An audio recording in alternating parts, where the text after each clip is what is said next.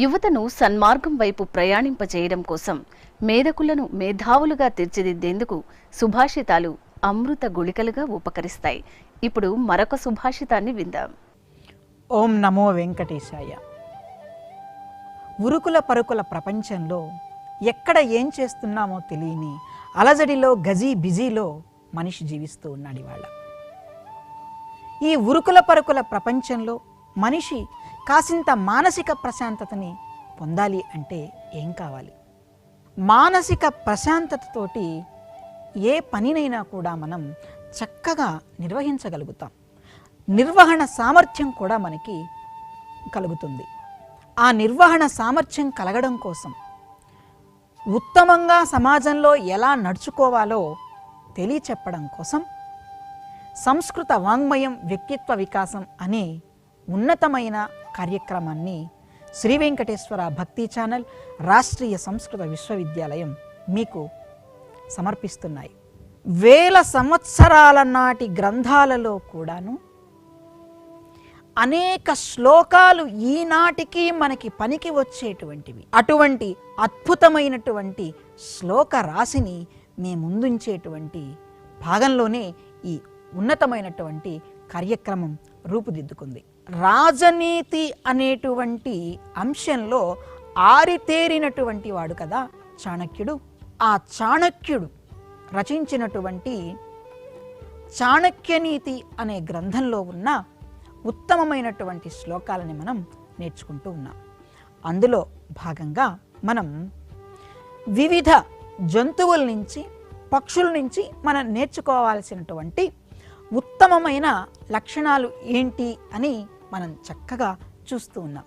మరి ఇప్పుడు కాకి నుంచి మనం నేర్చుకోవాల్సినటువంటి గుణాలు ఏంటివి అని చాణక్యుడు అద్భుతంగా తెలియచేశాడు. కాకుల నుంచి మనం నేర్చుకోవాల్సింది ఏముంది అని అనిపించవచ్చు.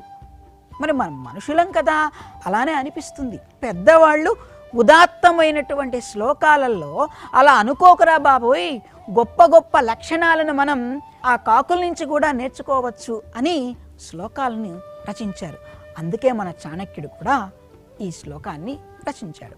సూక్ష్మదర్శన దార్ష్ట్యేచ కాలే చాహార సంగ్రహం అప్రమాదమనాలస్యం పంచశిక్షేత వాయసాత్. వాయసాత్ పంచశిక్షేత. కాకి నుంచి మనం నేర్చుకోవాల్సినటువంటి 5 లక్షణాలు ఏంటివి అని చాణక్యుడు చాలా చక్కగా సులభమైనటువంటి పద్ధతిలో మనకి తెలియచేశాడు. సూక్ష్మదర్శన దార్ష్ట్యేచ. సూక్ష్మదర్శనం, నిశితమైన పరిశీలన. కాకి నిశితమైన పరిశీలన చేస్తుంది. ఆ నిశితమైనటువంటి పరిశీలనని మనం అలవర్చుకోవాలి. ఏదో చూసామంటే చూసామన్నట్లు కాదు. సూక్ష్మ పరిశీలన అనేటువంటిది ఏ విషయంలోనైనా మనం అలవర్చుకోవాల్సినటువంటి గుణం. ఈ సూక్ష్మ పరిశీలన అనేటువంటి గుణం వలన మన బుద్ధి మరింత వికసిస్తుంది. బుద్ధికి పరిపూర్ణ సిద్ధి కలగాలి అంటే సూక్ష్మ పరిశీలన అవసరం. దార్ష్ట్యేచ. దార్ష్ట్యం, ఏదైనా పోరుకి ముందుకెళ్ళడం, గొడవకి ముందుకెళ్ళడం, ఇది కూడాను మనం కాకి నుంచి నేర్చుకోవాల్సినటువంటి లక్షణం. మరొకటి కాలేచ ఆహార సంగ్రహం. కాలేచ ఆహార సంగ్రహం అంటే ఎప్పుడు అవసరం ఉందో అప్పుడు ఆహారాన్ని సేకరించడం. మన నిజ జీవితంలో కూడా మనం అవసరానికి అనుగుణంగా సేకరించేటువంటి లక్షణం. అది ఆహారం కావచ్చు, లేదా సంపద కావచ్చు, మరొకటి కావచ్చు. అంటే అవసరానికి అనుగుణంగా సేకరించటం. నువ్వు జీవించడానికి కొంత ధనం ఉంటే సరిపోతుంది, కానీ మనిషికి తృప్తి కలగదు. వేల కోట్ల రూపాయలను ఏ మార్గంలోనైనా సంపాదించాలి అనేటువంటి దుర్మార్గమైనటువంటి ఆలోచనని కలిగి ఉంటాడు. కానీ మనకి ఇక్కడ చెప్తూ ఉన్నారు, అవసరానికి అనుగుణంగానే ఆహారాన్ని సంగ్రహిస్తుంది కాకి. ఆ లక్షణాన్ని మనం అందిపుచ్చుకోవాలి.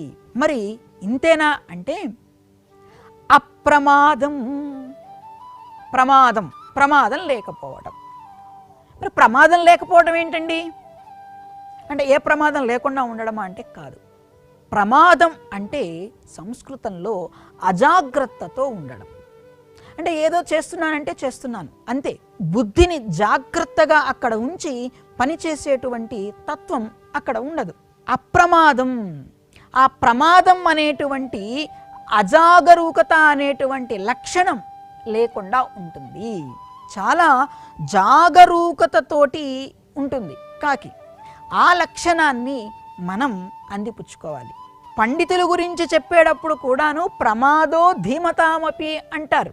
ఒక్కొక్కసారి పండితులైనటువంటి వాళ్ళు కూడాను చిన్న చిన్న పొరపాట్లు కూడా చేస్తూ ఉంటారు అని మన పెద్దవాళ్ళు చెప్పారు. అంటే ఆ అజాగ్రత్త అనేటువంటిది ప్రతి మనిషిని కూడాను ఆవహిస్తూ ఉంటుంది. కాకపోతే వీలైనంత మనం దాన్ని మన దగ్గరకు రానివ్వకుండా చూసుకోవాలి. జాగరూకత అనే లక్షణం మనకి కావాలి. ప్రమాదం అనే ఈ మాట సంస్కృతంలోనూ తెలుగులోనూ వాడుకలో ఉంది. కానీ సంస్కృతంలో ఒక అర్థంలో ఉంది, తెలుగులోకి వచ్చేటప్పటికి మరొక అర్థం ఉన్నది. ఇలా చాలా పదాలు మనకి సంస్కృతంలో ఒక అర్థంలో ఉంటాయి, తెలుగులోకి వచ్చేటప్పటికి మరొక అర్థంలో ఉంటాయి. మనం సంస్కృత శ్లోకాలను చదివే సందర్భంలో, మన ప్రాచీన గ్రంథాలను అధ్యయనం చేసే సందర్భంలో సంస్కృతంలో ఉన్న అర్థాలను తీసుకోవాలి తప్ప, అరే మనం తెలుగులో ఈ అర్థంలో వాడేస్తున్నాం కదా అని ఆ అర్థాన్ని అక్కడ మనం చెప్పుకోకూడదు. సంస్కృత భాషలో ఉన్నటువంటి అర్థాన్నే మనం తీసుకోవాలి.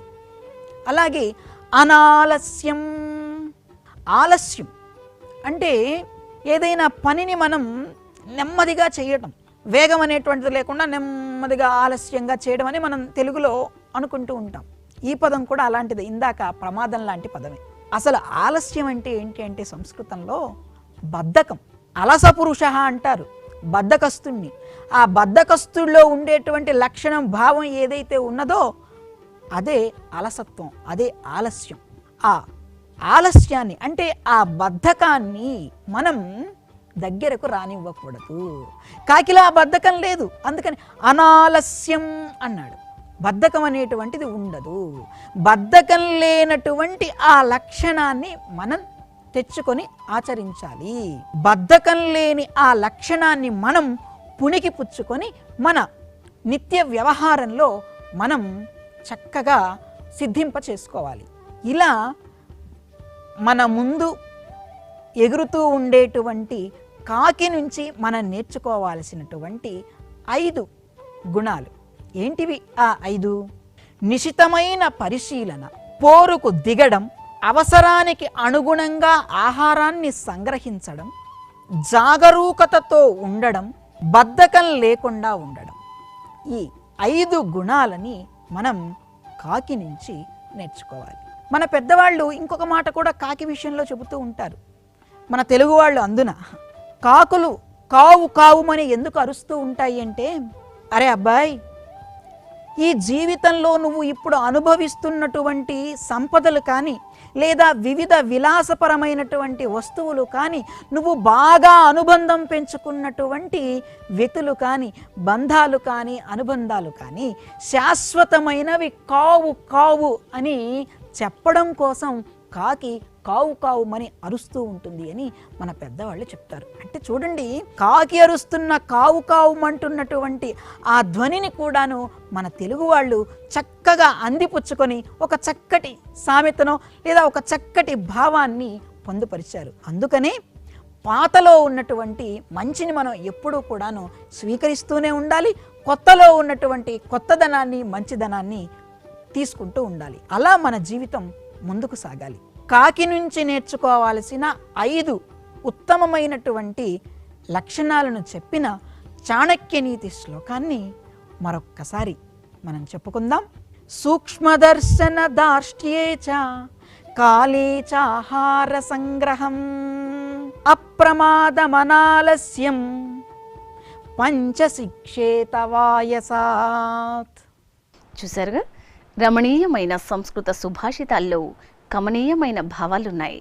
ఉత్తమ వ్యక్తిత్వాన్ని అందించే ఆణిముత్యాల్లాంటి సుభాషితాన్ని గురించి తెలుసుకున్నాం కదా. ఆ సన్మార్గంలో మనము ప్రయాణించాలని కోరుకుంటూ ఓం నమో వెంకటేశాయ.